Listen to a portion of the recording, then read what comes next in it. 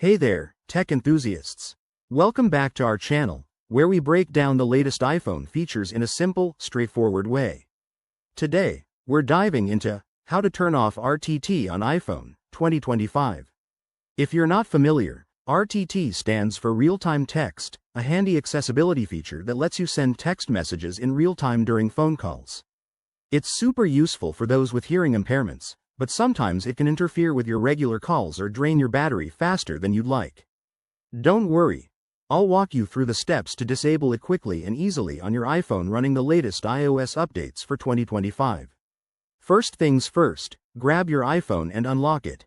Start by opening the Settings app. It's that gear icon on your home screen. Once you're in Settings, scroll down until you see Accessibility. Tap on that. It's usually towards the bottom of the list. In the Accessibility menu, look for the Phone or Hearing section. Depending on your iOS version, it might be under a subheading. Now, find the RTT option. It should be a toggle switch labeled something like RTT or Real-Time Text. Simply tap the switch to turn it off.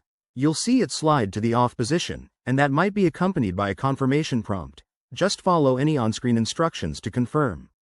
After you've turned it off, it's a good idea to test it out. Make a quick call to a friend or use the phone app to ensure RTT is no longer active. If you ever need to turn it back on, just reverse these steps. It's that simple. One quick tip.